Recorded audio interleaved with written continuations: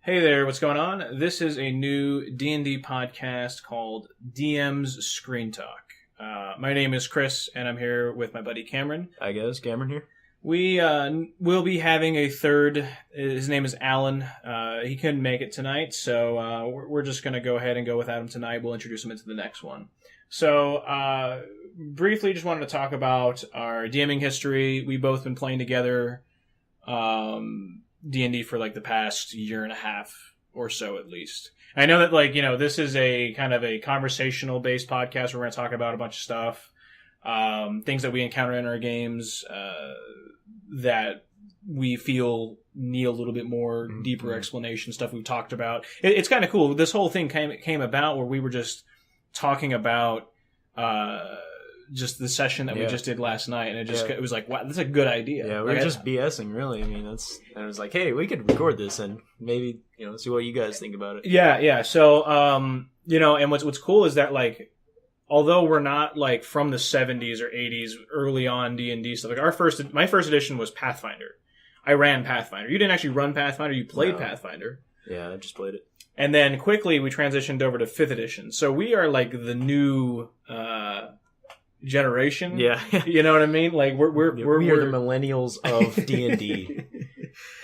So we're both pretty young. I mean, we're not in our 30s or anything. We're both in our 20s, and we're kind of like the new. I can't think of the word. The new guard. Is that too strong? Is that too strong? I think that's too much of Magic the Gathering. We need more D&D. We're the new. I don't know, the new band, the new mercenary band. Yeah, let's go with that. That sounds good. New band. So our campaigns, I've run 3 different campaigns, all set in the same setting, just on different sections of the world. Cameron's been involved for all of those. Yeah. And it's kind of evolved a lot, and it's entirely homebrew. I've made everything up. It's been in my head for a long time, and I was just I caught Critical Role was my first real exposure to Dungeons and Dragons. I was just looking up D&D games on YouTube, and I found Critical Role, and I was like, oh my gosh, this is amazing. Yeah. I got addicted to that real quick. I mean, that week when I was sick, I think I watched 20 episodes, and I'm still into it. That's like 60 to 80 hours, bro. Yeah, like it's a lot. Yeah. No, I mean I was right there with you. I haven't watched as much because I guess I kind of lived vicariously through that before, and then when I got my own game and started really running that a lot, I kind of stopped. Yeah, it totally makes sense. Yeah, I've ran 2 games. One being what was it from a book? Yeah, from the book. Which one was it? The Princes of the Apocalypse. Prince of the Apocalypse. That was a good book, but I felt like it needed to come to my own custom world, so I went ahead and brought those guys into my custom world that I'm also running with these guys. Yeah. Which I am a player and a part of, and so is Alan. Alan's we all play each other's games. Yeah, it's actually pretty fun. You get to know each other a lot after playing 3 times a week or so. And I get to see their faces too much. It's just get tired of it real quick. So that's briefly. We're going to get into a lot about our worlds and how we came about to creating them throughout this podcast. I'm sure we're going to have several homebrew discussions about those worlds and stuff like that. So, all right. So this is the podcast structure. I want to talk to you guys about that. We are going to have a number of main topics that are going to take a decent amount of talking time, and then we're going to have a number of minor topics to follow that up with. Right now, we're just trying to kind of see how long it's going to take for us to get through some of these main topics, and then the minor topics we'll kind of just touch them, and then when we reach our time quota, which is approximately an hour, like if we're in the middle of something, we'll let it go a little longer and. If we're at 58 minutes, we'll wrap it up if we're wrapped up, kind of thing. So this is kind of feeling it out, and so we're going to talk about just going to go over the quick main topics here. We have written down here anyway is talking about impromptu, kind of thinking on the fly as a dungeon master versus having something explicitly written down. Mm-hmm. That's going to segue well into. What do we do when PCs do the unexpected? Yeah. It's something that's, always something on our minds of balls we have to juggle that we didn't know we had in the first place. And then, I figured it'd be nice for us to just briefly talk about some of the best sessions that we've ever ran before. Some of these he's actually been a part of. I haven't been a part of the one that he had listed, and we got a few of those we could really talk a lot about and to talk about why they were so good. Mm-hmm. At least we felt so. And then, barring time, we have 3 minor topics that I've written down here. talking about Xanathar's Guide to Everything. Kind of, there's not a lot of information about the product yet. I think it's going to be really good. We'll talk about that. D&D Beyond, my opinion is kind of where it is. Cameron doesn't really know much about it, so I'll explain it to him, and we'll see what he thinks. And then we're going to talk about the Guild of Depth thing if we get to it. I don't think we're going to get to it, but you never know. We might, barring time. So, with all the introductions and fun stuff out of the way, let's talk about impromptu versus explicitly written. So, Cameron, asking you, I know my answer, obviously, but what do you rely on more whenever it comes into a session? I love doing the explicitly written. Maybe not 100%. Like, I'd like to write down maybe some DCs that might come up. Maybe search DCs of a certain room. Like, if false floor is there. I like to see, put that into my game if I know that, this is what's going to come up. Mm-hmm. So I'm not trying to bend rules. I'm not trying to give the players too much. I want to make it a challenge. You know what I mean? Right. So, but I'm not against impromptu. If I plan that they're going to go to this house, this wasteland or whatever, and they said, nah, Cameron, I'm going to go to the mountain. I got to get ready for them to go to the mountain. I mean, it's their game. I'm just here to be the coach of it, really. So if I don't have anything set up, usually I'll give them maybe an hour gameplay, maybe an hour and a half, 2 hours, to where they can, get it to the mountain and understand what's going on. And then I usually call the game there. That way I can give them a good written session next time. That way we always have direction. That's what's kind of different about yours, where like I kind of love to go off the rails. Like that's kind of my thing. Like as a DM, you have to have some level of improvisational skills, otherwise you're just going to get screwed. Yeah. And I think it's one of my downfalls is I just let the game get off rails sometimes. Like just go like when I say off rails, I don't mean just like a little bit. I mean like falling down the mountain and like I kind of scoop it up a little bit. Whereas you will literally just be like, no, we're calling it here. I don't have anything written. Like, I have no idea what this place even looks like. Let me think of it for a day. And that's the difference between you and me. Like I don't know everything what it all looks like per se in my head. It's just like, all right, we're here, and I'll be like, kind of rubbing my beard a little bit, just kind of like give them a second to like discuss about like what they're gonna do, and I'm like, okay, while they're thinking of that, let me think about what this actually looks like. Yeah.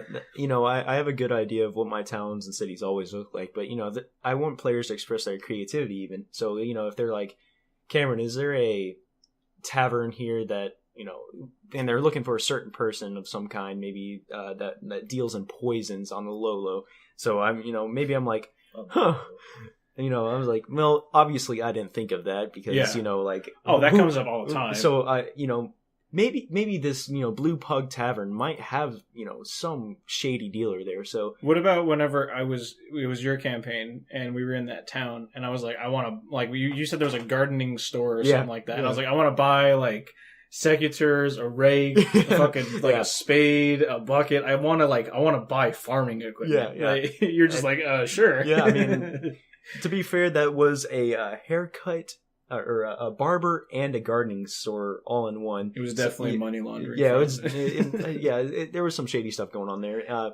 But yeah, I mean, like, you got to be ready for people to buy gardening supplies for whatever reason. Dude, hey, I'm just waiting for it to be relevant. I mean, you never know when you're going to need like that spade or that bucket. Yeah, that's the thing. You're going to farm in the desert, dude. Hey, I mean, with irrigation, what do they call that?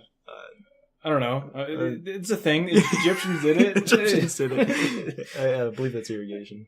I mean, it is, but I don't know. There's there's a special word for it. I don't know. It's in Civilization. I haven't played Civilization in a while. So see, I only play Civ Rev, so like I'm not sure. Anyway, well, see, I play the man version. No, I'm just kidding. Civ Rev is fun. No, and then like I'm on a kind of a different side of the spectrum. Which you're a player in my games, and you know that when things go off the rails, can you tell when things are totally off the rails? Yes, actually, you know what? That's also one thing I want to talk about.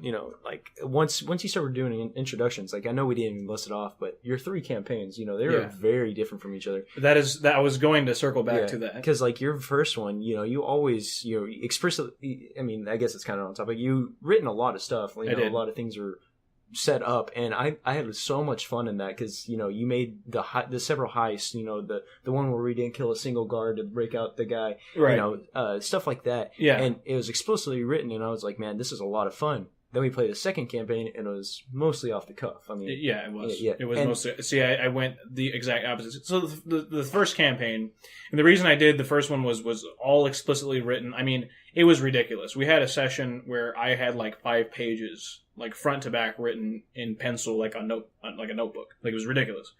I went from that to I would maybe write something down once a week. Yeah. Maybe. I just kind of I kept everything in my head, which was, it was challenging. That's one way of putting it, but it was very hard to keep a well-running game. You know, it wasn't that smooth as a result. No. In this campaign, I think I've done a great job of merging the two, where I've written what I need to know, but I don't really consult it so much. I think the process of writing it, it's kind of like taking notes. If you write it down, you have a much better chance of remembering it. Mm-hmm. So for me, obviously, the improvisational, just kind of setting things up in my head and presenting it to you guys, and instead of saying like explicitly what's going to be there, I want you guys to discover it. It's kind of like pulling back a fog of war. Yeah. Not that I know exactly what's in the fog of war either. Yeah. It's kind of just We're discovering it together, kind of thing. Yeah, exactly. So that's kind of like my style, and for that, it cuts prep time a lot. To which, for me, I'm lazy.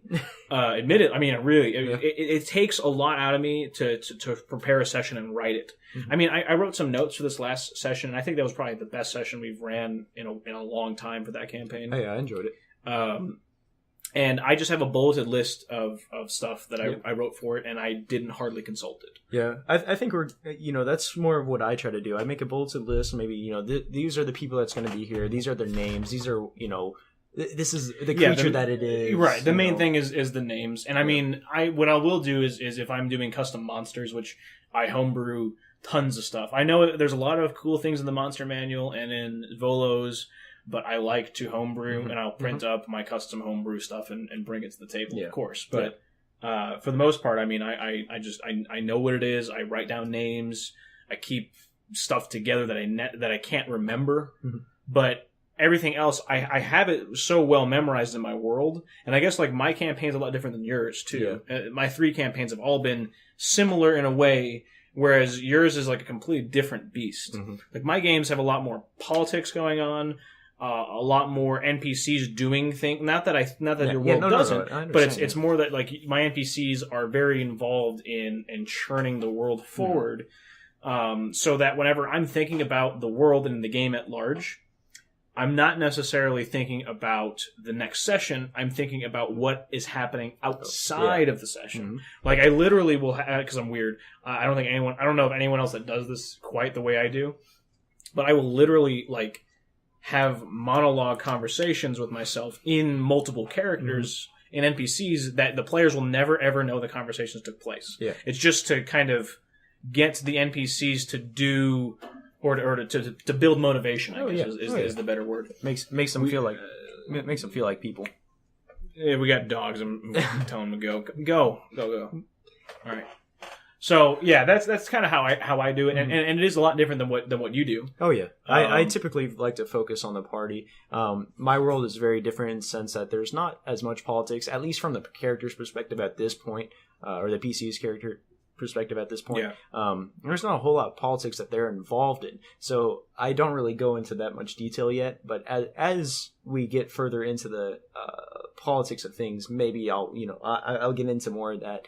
But I'm sure every DM does this in world building, and that's these creatures exist and these backstories, this lore exists, and our players will never know it. Oh well, yes. I mean that there is. That's funny about that is there are towns that I've thought of in cities and stuff in the first and second campaign that were there that you guys have never been to. Mm-hmm. There's monsters that I had set up and I didn't recycle them because they were so setting specific that they're just there now, and like you guys will never fight them again. Mm-hmm. And it reminds me, like back on Critical Role, remember when they were down in the Underdark and there was that thing in the water? There was like some creature in the water and they just like swam past it. Mm-hmm. Like I wonder what that was, Like I don't know if they ever addressed that later on, but there was something in the Underdark where the players were in Critical Role were, and there was some nasty creature in the water. And they totally just bypassed it. They just went right past it. Like I can't imagine that Mercer could put that creature somewhere else. It's Yeah. in the underdark, underwater. Yeah. I mean, that's very specific. Yeah. Probably like a Sharknado or something. Yeah. Yes. But yeah, that's I have a lot of fun creating that kind of stuff, man. Oh yeah. But yeah, you're right. We do make two different entirely different games, and it's going to be a lot trying to get more involved into the politics of things. I think, but that's going to be one hurdle that I think I'll be ready for as we edge into it. You know what I mean? Yeah, it's fun. It's funny because like the first time we went into politics in the first campaign, I don't know if I handled it the right way. Whereas the second time and this time around, I think it's being handled kind of interestingly. Mm-hmm. Like you guys briefly brought this up last night, and I'll say it again. They're essentially trying to, as an independent group, I don't know if usurp is the right word, but they're gonna like kill an emperor, and it's going to then he holds a significant portion of the continent under his control, and they're just gonna kill him. Mm-hmm. And they briefly said like, who's gonna get the land after he's killed? Like that's gonna be a serious discussion that's gonna have to take place after they kill him, Mm-hmm. and who knows how much of a part of it you guys will be. Oh yeah, and that's why I really like to play your games, because I'm a very black and white common sense thinker. So like whenever I play these games, Really? yeah. I mean, it's obvious with my goblin assassin. Essentially, with a gun. Yeah, that I'm a black and white common sense thinker. So like think of way down the line with all these complex outcomes. It's not really in my mind or in my character's mind at all. Mm-hmm. So absolutely. In your world, it's kind of tough, because I'm like, yeah, sure, I can blow this emperor's brains out, but like. Now we have the questions. What's going to happen next? Who's going to step in line? Right. And I think that's definitely something that will have to be addressed. While in my world, it's typically black and white. It is. It seems so far anyway. Yeah, I mean, these guys. Maybe they're not evil, but you don't like them. There's those characters. Okay. They're the characters that you don't care about, because why would you? There's the characters that force you into doing things, mm-hmm. but that's just how my world is. I mean, we're like you said, we're two massively different worlds, and I think that also comes back down to preparation in a sense too. Mm-hmm. I mean, the way that I improv on the fly has a lot to do with the way I prepare is a lot different than the way you prepare. The way I prepare is very much getting in the heads of the NPCs, whereas not that I don't know if you do it or not. I'm kind of crazy, so probably not. Mine's more PC focused than the NPC focused, right? And so the way you like write things out. I think it kind of has that has a lot to do with the contrast in our games. Yeah. It's very fun to run my game, and it's very fun to play your game. Yeah. And even Alan's game, which is kind of a different, it's kind of a blend at this point. Yeah. It seems like it's going to have a little bit of politics in it, and it also seems like it's going to have a little bit of that kind of. Yeah. I think he has a lot from what little we played. I mean, it sounds like a little, but we played 2 months of his game. Yeah, I guess so. I played a one shot where on my new character I'm bringing in there, and he how I just kind of like everyone is a lord. Yeah, like he's got proper names for leaders. Like there's a bishop.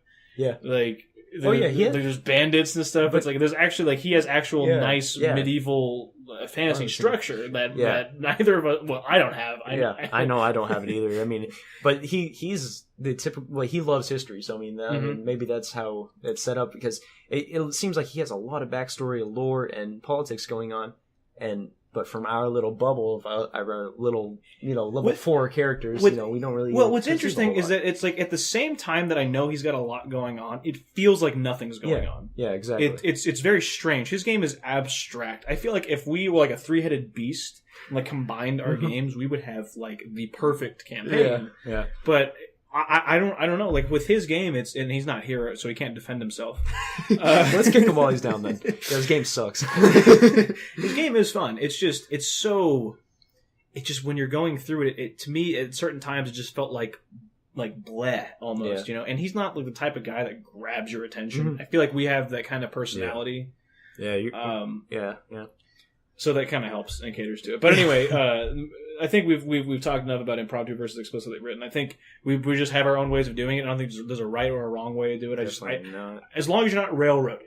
Yeah. And we'll talk about railroading other time. That's an hour-long topic in itself. It is. It really is. So let's talk about PCs doing the unexpected. Whenever you guys decide to do something, this actually might even tie back into railroading in a sense. Oh, yeah, of course. There you go.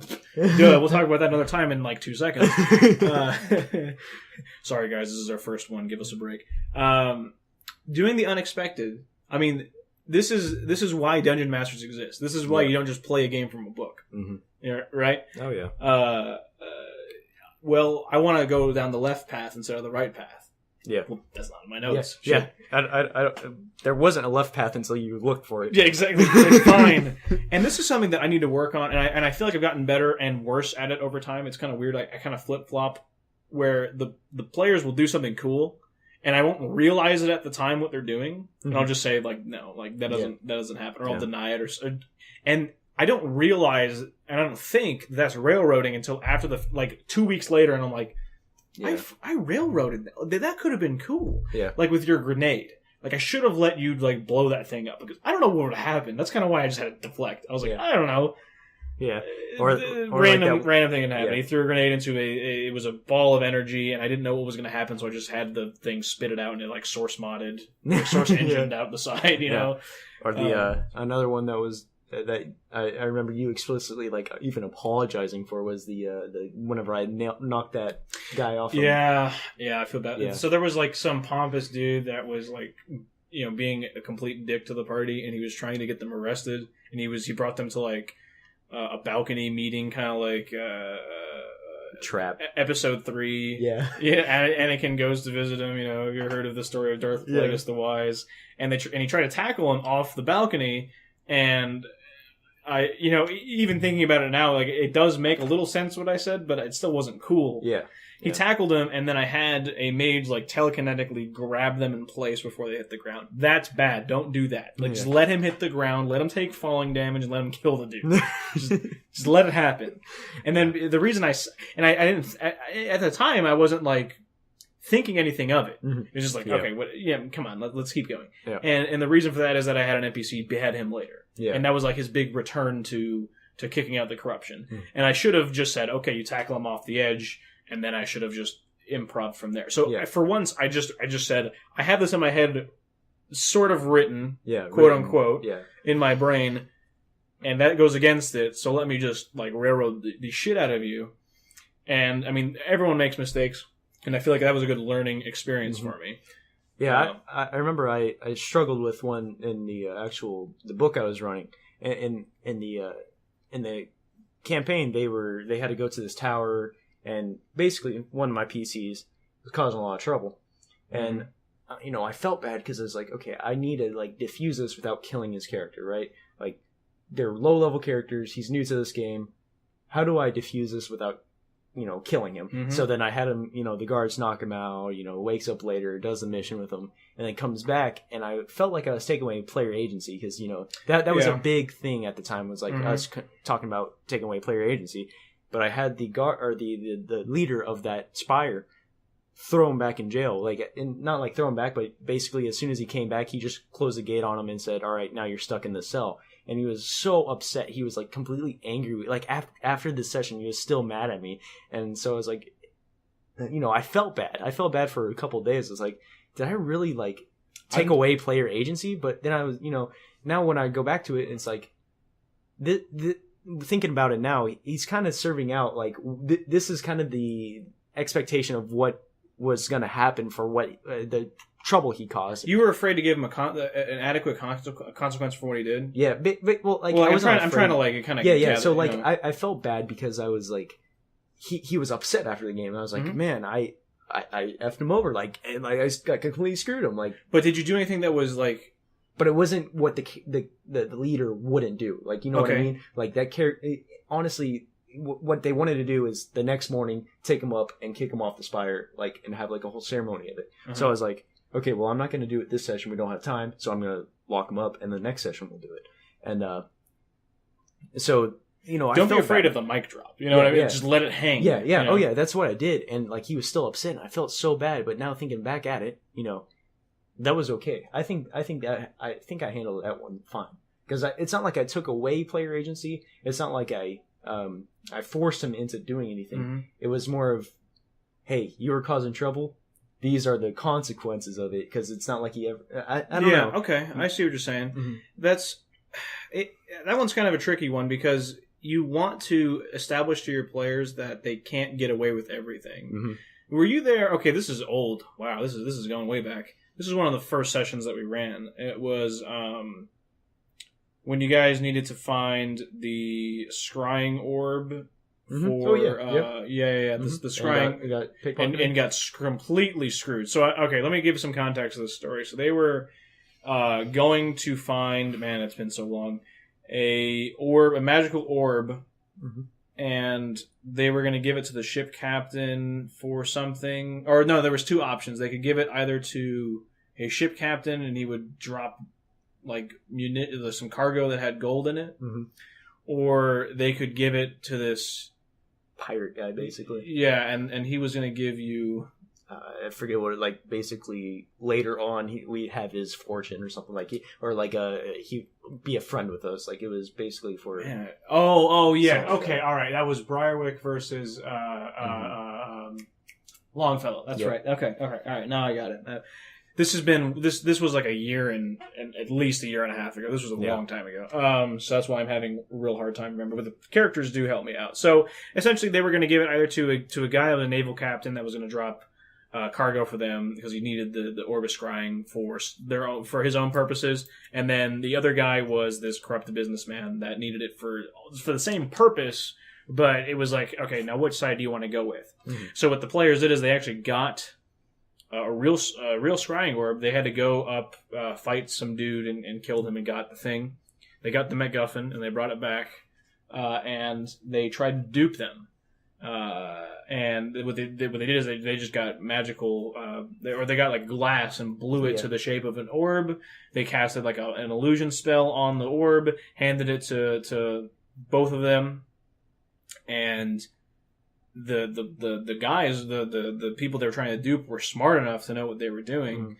Mm-hmm. And so the naval captain dropped a bunch of cargo, and they're like, "Oh, sweet, this is what we want." They open it up, and it was a bunch of just garbage. Crap, And then the other thing that happened is the businessman that they duped sent the Thieves Guild after them and stole the scrying or pickpocketed it out of their pocket, mm-hmm. and the thief ran away. They chased after the thieves, but the thieves were able to escape over the rooftop. Yeah, that was screwing the players for trying to do something that they, shouldn't have done. Yeah. And I felt bad. I actually felt really bad about doing that as well. I made a Reddit post about that. Mm-hmm. And I was like, did I do the right thing? And everyone was like, yeah. I mean, like, they can't just go around doing that. They're like third level. They can't. Yeah. I remember because I was actually mad about that after that session. And then because it wasn't my choice as a character. Mm-hmm. Like I was like, guys, let's just give it to the ship captain. Like, let's not screw around. And of course, the other members of the group had to screw around and get it lost. So I was upset after that. But you weren't mad at me, right? Well, no. Like I was just mad at the whole situation. Uh-huh. Like, and my voice wasn't being heard. I was like, let's just do this. And but now looking back on it, I think you handled it just fine. As a DM, I was like, yeah, we were trying to screw the system. Like, yeah, and the system was led by powerful people. Yeah, exactly. So okay, yeah. So I mean, I definitely hear what you're saying there. So what you did, I mean, I don't know if that was. It wasn't a sexy way of handling it, but it was a very applicable way of handling it. Mm-hmm. But I mean, players doing the unexpected. That is something that we kind of went on a little tangent there. But players doing the unexpected is something that is just part of what you do. You that's why, like, at first, whenever I had the sessions written so explicitly, which was to really cater to the needs of that first group. That first group were like, if I gave them the semblance of free choice, they said, well, I don't know what to do. Yeah. I mean, you were there for that. They were like, you're in a capital city with like something to do, or you have like an objective. How are you going to go about it? Well, I don't know what to do. Yeah. And so that's why I had to come into sessions with these really robust notes. Mm-hmm. I was taking those notes in class when I was going to class, actually, because the class I was taking was just freaking easy, so I was writing D&D stuff the whole time. That's funny. It was something. So, I mean, I don't know. Railroading versus not railroading. Obviously, railroading is bad. That's saying no when you should say yes, like my example with the grenade and tackling the guy off. And then I think On Rails is kind of like having it more explicitly written, and then there's like the sandbox type of games as well. Mm-hmm. But we'll talk about that another time. And look at that, we're approaching the 30-minute mark, and we're getting through our second main topic. Cool. Hey, this might need some more main topics. Yeah. Who knows?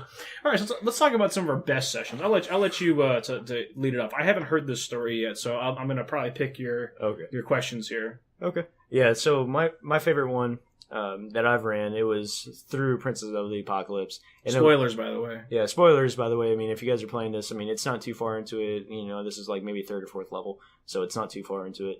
But anyway, the group makes their way to the spire that I was talking about. Okay. Our problem child, caused some issues trying to get onto. Now, was he just like a murder hobo? I mean, no. What he was trying to do is, since he's a ranger, he can speak with animals. Mm-hmm. And he was trying to speak with one of the giant vultures. More context: this spire, there's a group of people there that they're rich and they like to hunt. Okay. And they're all like flyers, like they all do mounted flying, on giant vultures and hippogriffs.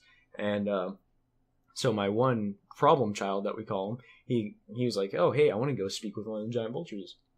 As a good DM, I say, "Okay, go talk to him." Why not? Yeah, what harm is that going to do? So he talks to it and like asks like what they do or something, and being a vulture, just says hunt, like simple words, yeah. Yeah, and then he's like, "Okay, I want to fly it." And I was like, "Okay." Do you know how to fly a vulture? Yeah, I was like, "Okay." I mean, you can try. I mean, I can't say no. Like, you sure can try. So he goes over. He walks on this beam that's maybe 5 feet wide as it just juts out over this like massive drop, like fall, and mounts on the bird. Rolls well enough to mount the bird.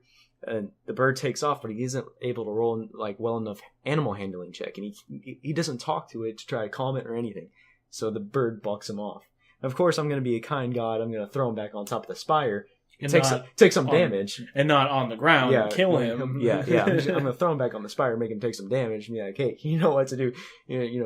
So then he continues to cause more issues, And maybe it's because he's a newer player and he just wants to do free reign stuff. Yeah, I can see that. And so he starts to cause more issues, and it comes to the point where guards have to get involved. Like because if they don't, then the guards are going to have to kill them. Like if the guards don't try to stop him and tell him to calm down, then it's going to have to escalate to fighting. And right. And so they get him down to the cells, blah blah blah, and then they have a fancy dinner. They come get him, and they say, "All right, we have a mission, and that mission is to go hunt a manticore." And cool. And the leader of the hunters, he says, "You guys can have some of my flying vultures to fly and hunt the manticore." And my player was so mad. He was like, "Are you kidding me? I did all that effort to go try to fly a vulture, and you're just giving me one?" Like, okay, all right, I can see why you'd be upset, but I mean, it's like you kind of jumped the gun on it. Yeah, you just jumped the gun. So like, that was one of my favorite ones because it gave the players the opportunity to fly hippogriffs and giant vultures. And I've never, like, as a player, I've never even got to do that. Like, I mean, I've been on... Mark that on the list. Yeah, I've been on ships. And we have been on airships. I've been on, wagons and stuff. But, like, being on vehicle mount or on a creature that you can pilot yourself, I thought that was amazing because they were steering it in all kinds of different directions, cutting it off, and that was just such a cool fight. Was that just like a fight over an open space, or did it actually go to the ground at any point? They actually someone casted like a web on it, and it plummeted out of the air, and and at the last second it broke free. Yeah, it broke free, but it was like right there at the bottom, and they had to like do a Death Star run kind of thing. Yeah. Like on the speed runners, dodge the trees and shit. Okay, because like he was, it took enough damage to where he realized, I need to get out of here. So it started taking off down this canyon, and it was more like like I said, like a Death Star run where they had to like kind of dodge and that's pretty cool, and have to do damage as they go through. And that was probably one of my favorite things. And what was fun about running it though? The fun thing about running it is like there was a lot of stuff explicitly written, like how are they going to find it? What groups should they go in? Who's going to come with them? And I really enjoyed that aspect. But the funnest part was like during the combat, like I said, they plummet out of the sky and then this run comes up, and the run wasn't written at all, and it was just completely off the cuff. It's like, how am I going to structure this run? And it had to do with all the movement speeds and or fly speeds and all kinds of different other factors. Did you actually do this on a mat, or did you just do it all through Theater of Mind? We started off on a mat just to kind of get an idea, but man, it's kind of hard when to you go have over that large much expanses of canyons. So, That's one thing that battle mats can't do. That sounds like actually a really sick session. Yeah, that was one of my favorites. We did actually Princes of the Apocalypse at the LGS at the comic store. We were that's another thing. We actually have experience playing in an LGS. Not a lot of people actually that I know have actually done that. Mm-hmm. It's not all it's cracked up to be. They're quick sessions and there's a lot of people and it just. But I'd rather do homebrew, honestly. But we didn't like Princes of the Apocalypse because of how dungeon crawly it was.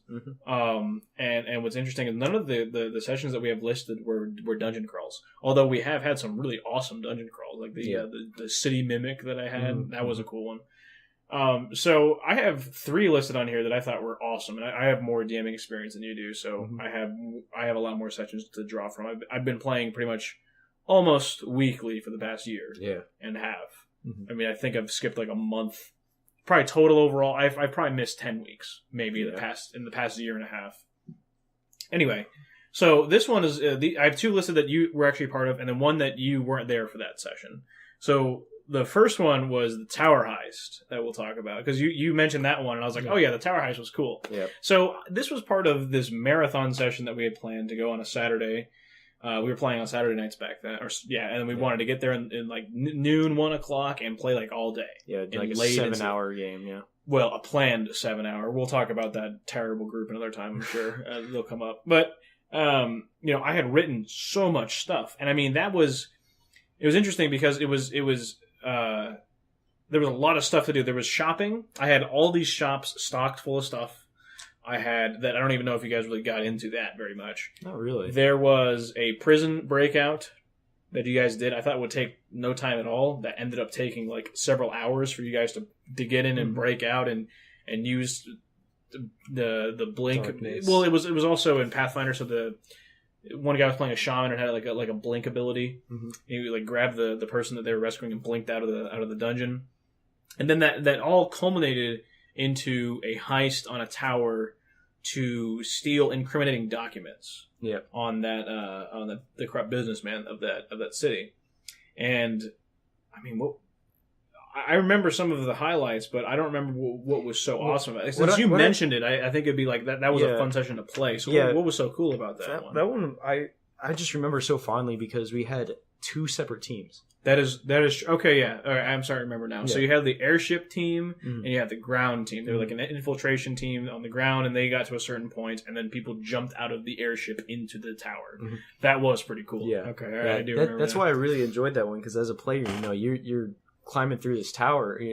We just walk up to the front door and we're like, how are we getting into this? Yeah. And it's just me and one other guy.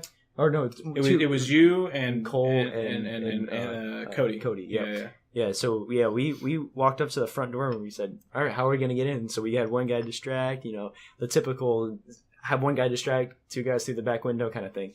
And it was literally through the back window. Yeah, it literally was. And that was really fun, and having to sneak through the whole thing. And then once we got to a certain point, then the other crew was like, all right. That was their signal to come through. And yeah. That was neat. You guys really coordinated that well. And that was something that I had the plan mostly written out.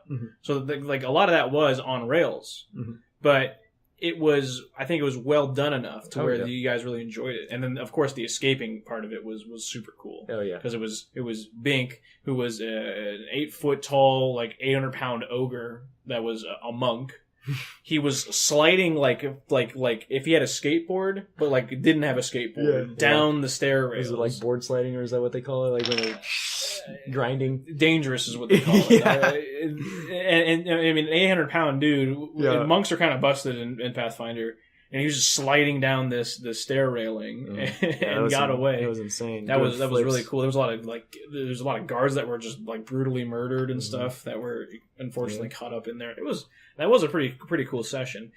The other one that you were a part of was the White Dragon fight, and this was the first dragon that I had, first dragon encounter that I created in at all.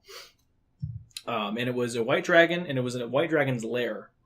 there was lair actions. Like the lair Yeah. itself was really neat because Yeah. I had on it was like a big circular kind of cave with a raised platform in the center where the dragon started off on, With also a frozen river. and there was a waterfall that ran and it had a 10 foot wide or so frozen river. Yeah, that you guys had a crossover slippery. It was very slippery. There was a pit of ice spikes. I mean, there was just tons of stuff in this room that made the fight very advantageous for the dragon. Mhm. And I threw it at you guys when you guys were like 8th level or something. Oh, It was yeah. it was a little under level, but there was like 6 or 7 of you in the party, so the action economy I thought would favor you guys enough to overcome it. Mhm. And it was still a very deadly encounter. It was. That was still a lot of fun to run because I had the dragon flying from the platform. When he got attacked badly enough, he went down and swooped in to deal some damage with the frost breath, and you guys split up because you knew the frost breath was going to just wreck you if you were all together. So you all spread out, and there was spells going all over the place. That was a cool one. In fact, another one that was really cool. The fight itself was the design of it was cool, but it wasn't like I don't think it was super memorable. Was the Amnail fight over the glass platform? Yeah, I remember that one fondly because I remember being my no shit's taken character and just shooting him before he could finish talking. Yeah, and you then, did interrupt the monologue, which is always bonus points when you can interrupt an NPC's monologue. Yeah, and then just because of memorable environment, and I think that's also one thing that we should hit on later at one point is the environments. I think that plays so much it does into capturing your audience because if you just say, oh yeah, it's just like the North American Southwest, it's like that's where we live in. Like, who wants to go there? Yeah, we're from Texas, yeah. North Central Texas. I mean, this is the most ridiculous place to live. Yeah, it's like yeah, okay. I mean, like, who wants to go there? Like, I mean, let's go. Like, who wants to go to Dallas? Nobody wants to go to Dallas. But like, let's go to the desert. Let's go through the mountains. Let's go somewhere that you know it's a fantasy game. Let's do fantasy stuff. So like, I think that's not that kind of fantasy. Yeah, but I remember that because we were on top of a cave that was like infinitely tall almost. Like it felt like, and there was a glass floor that we could just see this massive underground city below us. And there was a bunch of lava and that was just neat because of the, like you said, the setting was really cool. Now, for an entirely different reason, there was an escape session that I ran. You weren't present for that one, but this one was really. It was one of the first times that I grabbed everybody's attention. In that first campaign, you knew that never happened. Yeah. Okay? They were very distracted people. But I literally, their attention was in the palm of my hands when I ran this session. I wish you were there for it. Wait, the escape, are you talking about the one that we had to run from Rendon? Yeah. And that was, it ended up with you guys going down the cellar and the sewer ladder down there. I was there for when we went down to the sewer, but I wasn't there for the next session after that. But yeah, I remember that when we had to run from Rendon, like we caused too much of a ruckus down in the basement.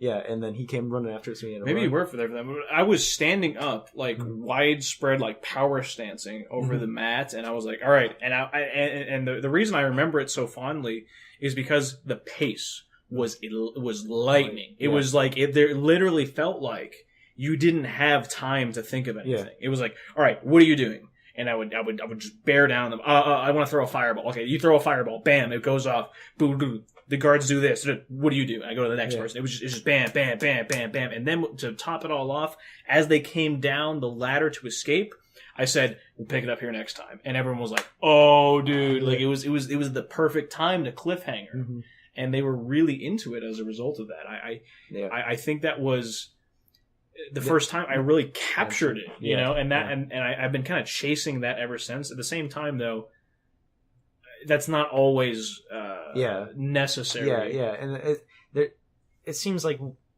in our last year of playing, it's like, man, we haven't had a situation like that arise where we have to run from an army of people coming down the ladder. Like, well, there was the werewolf thing. Oh yeah, that was didn't have the same sense, though. But it didn't have the same intensity because it wasn't like it was creatures that we could fight, while these guards. It took all of us to kill one. Yeah. So like whenever we know there are 30 of them upstairs and we know they're all bearing down on us, that was just so our heart rate was going so high on that. We just had to run, and like we all had that sense of urgency that we need to get out of there. And it was legitimate because like what happened is they actually collapsed the tunnel behind them because of someone casted a fireball in like a ladder, like imagine manhole area. So that is going to cause a little bit of shaking, Mm-hmm. and then the siege that was going on in the city caused the sewer path they were going through to be blocked off in certain areas, and that caused like that whole escape sequence to be really awesome. And there was like 3 sessions of that escape, and that was a really awesome 3 sessions. That was fun. Do you have any others? I mean, not yet. I mean, do you have any yet? I mean, I know there's going to be more. I know it's going to come up at a later point. One of my favorite one that I did enjoy was my very first session, my very first world that I made, and I got to bring in my friends to finally play this. Yeah. My first session was really memorable too. That was. I remember. It's surreal, isn't it? Yeah. It's cool. Like you spend I spent maybe 2-3 months just thinking of this world, just planning, getting ready for this. Yep. And sort of piggybacking off of some Chris lore, some like trying to figure out what's going on kind of thing. And you piggybacked off some of my lore? Yeah. Oh yeah. When I was first making this, I mean, okay. I've scrapped a lot of it now because I realized how bad it was. Oh, yeah. I'm kidding. Oh, geez. Kidding. He's actually really good. But wow, thanks, Cameron. No, I've changed up since then. But dick. anyway, I remember my first one. Just the sense of urgency on that one was also really good because I had a small group. There's only 2 other guys, and but they had this impending doom of these gargoyles just tearing a city out of the sky, and they had to get onto like an airship to fly out. And I thought that was they did that. Yeah, that was their first session. Oh yeah, dude, that was come on, that's awesome. Yeah, and then and that's what I gave the guys at the station because I was like, okay, let me give these guys a chance to see what I can come up with, and let's start their session. And then that's where they went. That was their first. Both groups. Oh, really? Did you run the same in the same city? In the same city, same time. But they didn't cross paths. No. Okay, I go. No. So you ran 2. That's interesting. Actually, they did. They would have crossed paths if they were at the same time, but the way that they escaped, group number 1 left before group number 2 did. Group number 2 only had 1 ship remaining, while group number 1 had like a variety of ships. Okay. So it was that is something I've always wanted to do: is run 2 sessions. Not at the same time, but for 2 different groups that occur at the same kind of time, or at least have 2 parties in the same world, and like they're far enough apart from each other they're not gonna cross paths, but they like can fuck with each other. Yeah. That's definitely what I'm doing with these guys, because not to spoil a whole lot. I mean, it's not like it matters a whole lot. You aren't ever going to interact with them, but you never know. You guys might do a West Marcher style where we meet up. That would be awesome. That'd be cool. But I had you guys land, or not you specifically, but my group number 1 land at a city, while group number 2 got attacked. Like their ship, as they were leaving, got attacked by gargoyles, and it fell out of the sky. Like it had a flying crash, and it crashed far from the city. So they're out in a wasteland and not knowing anything. Really? Okay. Yeah, that's cool. That's where I'm picking up next session with them. But yeah, it's that was one of my favorite sessions, just because I finally got to bring my friends into it. Like I finally said, oh, you guys interested? You are? Like, yeah. You guys are interested in this really nerdy ass game? Fine. Yeah, I'll dude, I'll your first session kicked my first session's ass. Even though mine was kind of cool, yours that's way cooler. Yeah. So wow, look at that. We're at just over 48 minutes. That gives us enough time to hit some of these minor topics and wrap it up nice and well. So, Xanathar's Guide to Everything. I've got the product overview here on one of my monitors. So let's see here. What they're saying is that there is going to be 20 new subclasses, including the Cavalier, the Inquisitive, the Horizon Walker, and many more. Dozens of new feats and spells, and a system to give your character a unique, randomized backstory. And the third bullet point is probably the most interesting one to me anyway, because I want to know what they're going to come up with, is a variety of systems and tools that provide dungeon masters new ways to personalize their home games, while also expanding the ways players can engage in organized play and shared world campaigns. So, 20 subclasses. That's awesome. I think that's badass. They're all from Unearthed Arcana. In our games, we allow Unearthed Arcana for the most part. Is there anything that we don't allow? Maybe some feats, here and there, Yeah, okay. I remember they did the custom spells, and there were some spells that's like, Some of them were actually.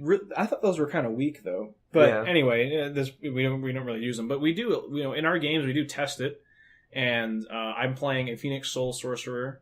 And I don't know if that's going to make it to the new book, but I'm still going to keep playing it. I sure hope so, because I really like the idea of a sorcerer, but very focused on the fire, element in specific. I think fire. I mean, this is off topic, but fire is kind of like really overpowered in 5th edition. It is like it's the most damage dealing of any of the other spell types. Like lightning doesn't do anything. But yeah, I think that's fine because it's not like. There's burn save for certain spells you got to save against constantly being burned, which constantly does damage as fire should. But there's no CC, I guess, no condition causing from fire. Like it's not like there's well, do you get that with lightning though? There's knockback with certain lightning spells. Okay. I don't know. I don't know really enough about a whole lot of lightning spells, but I know there's a lot of knockback because you never take them. Yeah. Because fire's just better. Yeah, exactly. Well, anyway, off topic, but I would like to see the Phoenix Soul make it. I think it's neat. Like the high level ability it has to just regenerate health is just super cool to me. Yeah. Like that's part of why I took it. Also, Mantle of Flame is a pretty decent sorcerer ability that. Just it's just really cool. Like, but it is one of those subclasses that's just damage for damage, and then some more damage with your damage. You want some damage with that? Yeah, exactly. It doesn't seem like a whole lot of utility to it, but it's a very damage based class, and that's true. The sorcerers. Yeah, exactly. And it's really fun. It's really fun to have you in the games because you make these creatures that have 84 health, and then you come in and do 40 damage in a turn. It's like. That is because I'm a sorcerer with Quicken Spell, and we're at 5th level spell. Now. Yeah, it's true. It's true. It's like holy crap. And then, the other one I'm really excited for, and I hope it makes it, is Tanner's character. He's playing the Vengeance Paladin. No, that's in 5e. He's Conquest Paladin. Conquest, yeah. Oath of Conquest. That one is really fun to see played. He doesn't really play that role a whole lot at this point. Maybe it's because I'm not giving him the option to. Well, I think he's starting to just come into his own in terms of. I mean, even in my campaign, he's starting to. Wise, he's kind of new to it. But that's one I want to see get played. But that's because I love paladins. I love being just the I don't know, just locking in and like feeling this character. That's why I love the paladin so much. We'll see about the other subclasses. I don't know if they've announced all of them or not yet. I mean, that's something that we can look into. But this product is still a while off. We still got another... November, right? Yeah, it's another 3 months. I think it comes out like the 10th or the 11th or something like that. I want to get it for the LGS exclusive cover because I got that for the Volos. For the Volos. That's so cool. And I got that also like 2 weeks early. Because, I don't know, I guess they were selling them locally before they were selling them online. I don't know. But anyway... I think the 20 new subclasses, it's nice that they're starting to bridge their Unearthed Arcana stuff into actual print. Mm-hmm. They said they wanted to keep 5th edition kind of a 3-book set, but it's been... Man, I guess it's been out for almost 3 years now for 5th edition. I think it's fine if they want to have some of these additional books like this. Yeah. I'm not asking for 3rd edition here. Yeah. I'm not asking for 60,000 books. Yeah. But I mean, having some extra books here and there once a year, something new to get into with the game. I'm excited for it. I didn't buy Tales from the Yawning Portal. I haven't bought any of the campaign books. This is the only one that I've considered buying just because it has. Like Tales? Class information. Oh, this book. Well, there's this, but I mean that's out. Is the Sword Coast Adventurer's Guide because it has like I think it has subclasses and it has different spells and it has stuff that's unique to the Sword Coast, but it's kind of generic enough to bring into other settings very easily. Yeah. That's the only book that I've considered buying. If you're interested in races, I do recommend Prince of the Apocalypse. Also, they have custom spells and. I know that a lot of those are integrated on apps and online and stuff. That I just wish that they would maybe a year from now, maybe the princess stuff will be in this book. I don't think there's nothing that says it will be, but it'd be nice if they would just either post it online for free, which they might already do. I really don't know. Their spells are all over the place online. You can easily find the spells from Prince of the Apocalypse. Yeah, the races aren't legal. So much. Yeah. But it'd be nice if they would put it in print at some point. Yeah, just keep everything good, because it's like I didn't even know about the Sword Coast Adventurer's Guide until like I didn't even know a few months ago. See, it's not something that you really know about, and it's not a major, but it's enough that it's more variety, and I don't think more variety is ever like unwanted. Yeah. But and speaking of that, dozens of new feats and spells, and I think those spells are the ones that are from Unearthed Arcana. Maybe they kind of tweaked them a little bit. Because they're more starter spells, not Unearthed Arcana. So. There were a lot of cantrips and first level spells and second level spells. I don't think there's anything super high level in there. Yeah. And this is the interesting one, and a system to give your character a unique randomized backstory. I wonder what that's about. Yeah, honestly, personally, I just write my own. Yeah, I love to write my own, but I know there's like Tanner, for instance, I wrote his backstory for his Tanner, one of our friends. I wrote a backstory for his character because he said he didn't want to write it. So I wrote it for him, and I had him read it, and he said, "Oh, that sounds good."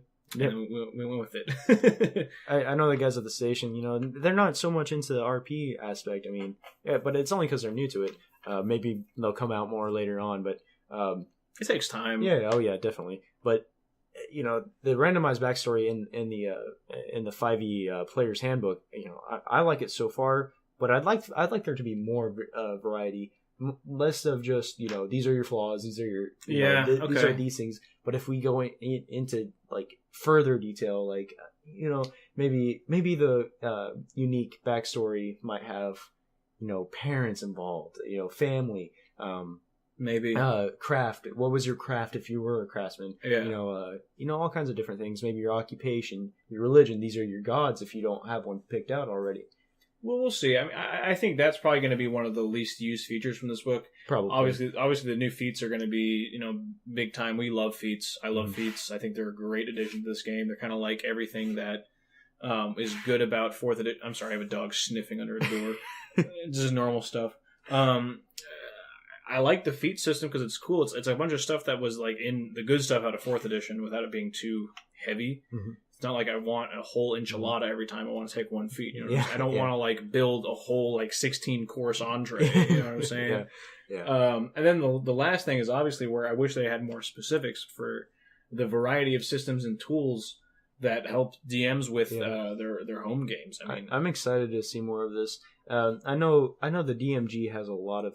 I think the DMG is the most underrated thing.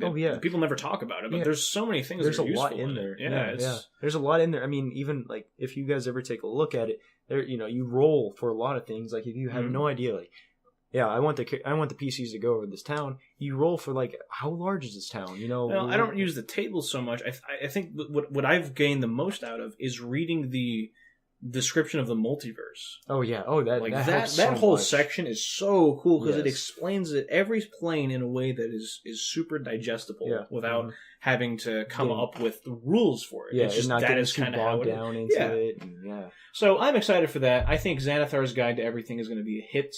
I hope it will be anyway because, like I said, I didn't buy Tales from the Yawning Portal. The only thing I would get it for would be the Tomb of Annihilation. Is that what it's called? Tomb of Annihilation? I have no idea. There is a crazy tomb that is in there, and it has like a lich at the end of it or something crazy. So I would like it for that, but I'm not that interested. I know we're getting up to a 58-minute mark, but I want to touch on D&D Beyond briefly, and we're going to extend our time a little bit here, but I think it's important to talk about D&D Beyond. Xanathar's Guide to Everything, November 21st, 2017 is the release date, $49.95 US.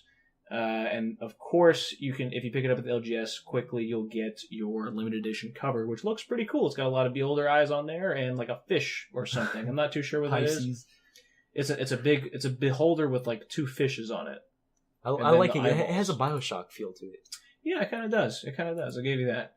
So D&D Beyond. This is something that you said you didn't know much about. Not really. I know a bit about it. I've kind of got the news on it. Mm-hmm. I haven't used it. I don't really know a whole lot about it, but this is what I do know, is they announce pricing for... Okay, so let me just back up. D&D Beyond is like an app that is going to be the Wizards of the Coast official app for D&D stuff. Like you have character sheet and spellbook apps that you can download for days off of off of Play Store and stuff like that. And this is going to be the replacement for all of those and more. You can literally buy on this app, and I think you can do it also just on a web browser. It doesn't have to just be the app. You can buy the books. and I think you can get like character sheets and you can fill out characters, and there's a bunch of cool stuff here, right? And that sounds great.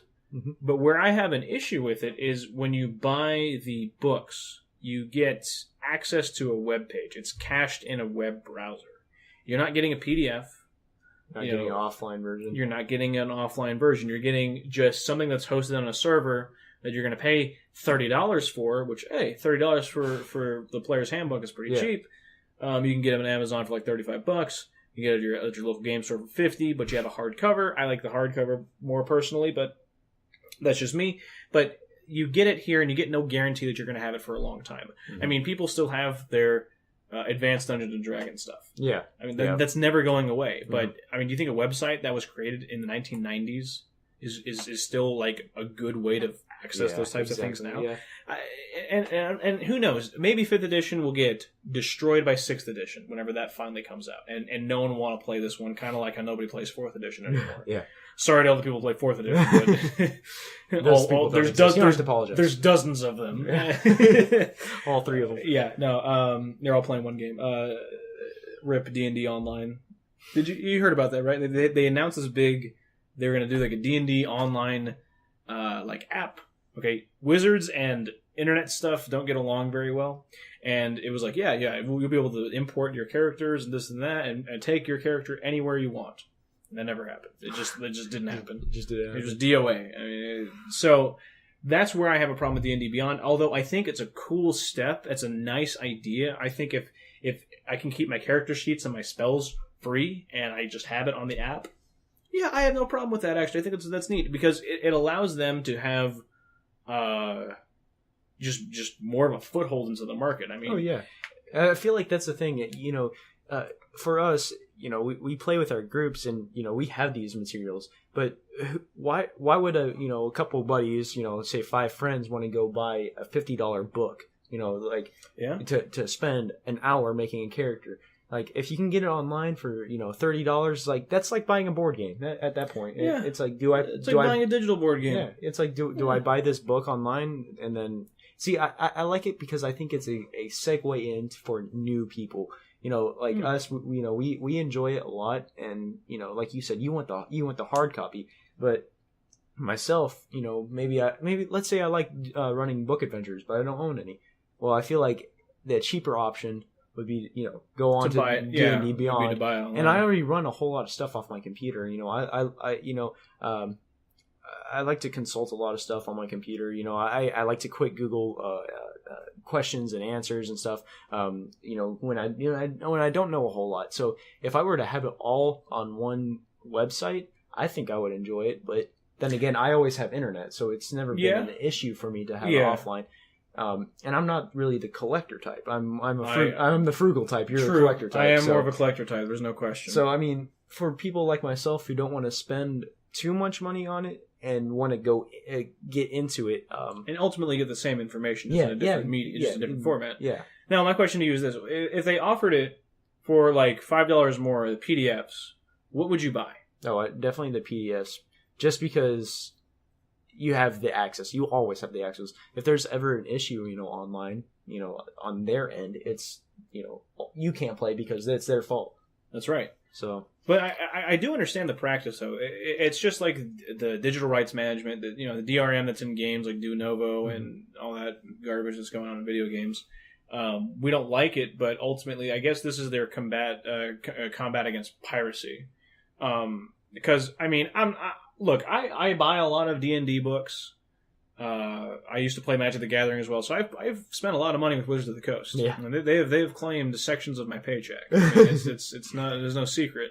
But I have also definitely downloaded PDFs for stuff I wasn't going to run necessarily, but I wanted to get like ideas for. Like I got the Rise of Tiamat PDF mostly because I wanted to read on how they were going to do a Tiamat encounter. Mm-hmm. And for people like me, if I want something, I will buy a hard copy version of it. Yeah, exactly. I mean, if you need it, you're gonna buy it. Like, I'm not gonna run something off of digital. Now, I will say this: for older products, stuff that's very hard to get a hold of, like I did Red Hand of Doom. Mm-hmm. kind of. I did like the first part of Red Hand of Doom, which is an old 3rd edition adventure. I couldn't find a copy of Red Hand of Doom at my game store, and online they were ridiculously priced. And I couldn't even find a digital PDF to buy on the DM's Guild. At the time, it wasn't on there.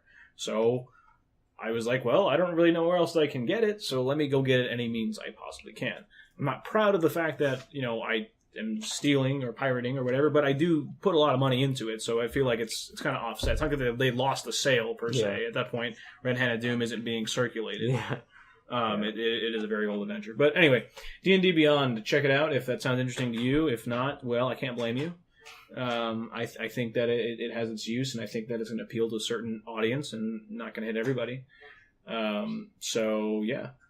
That will conclude that on D&D Beyond. So we'll talk about the Guild Adept another time. I don't think it's a super relevant topic. I think it's definitely something that we're going to have to, we're only going to see the effects of it later on. It sounds like.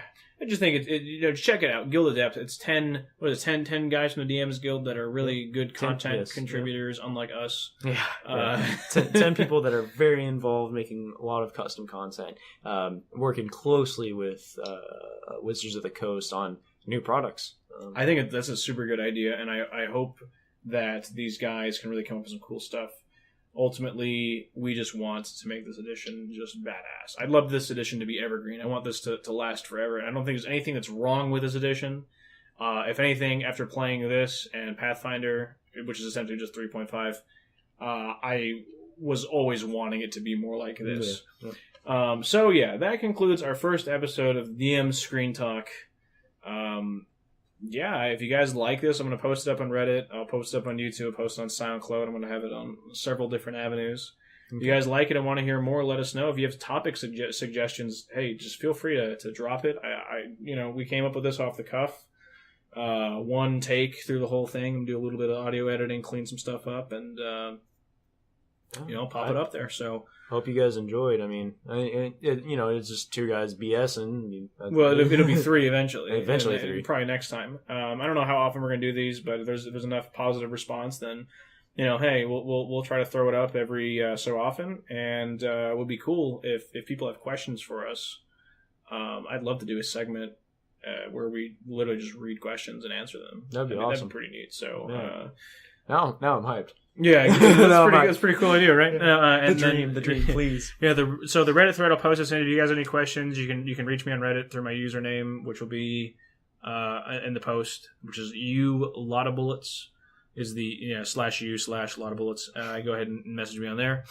Or you can drop a YouTube comment or whatever, and I'll get to you. A SoundCloud, do they have comments on SoundCloud? I think they have, you can timestamp and say, memes on there, I guess. Probably. Just put memes everywhere, guys. Please, memes everywhere. You can also reach me at UGG Butterknives. We'll link that in the description. Oh, really? I didn't know your Reddit username. We have to, it makes sense, but we gotta be friends on Reddit. We gotta do that. It is, actually. Okay. I don't know.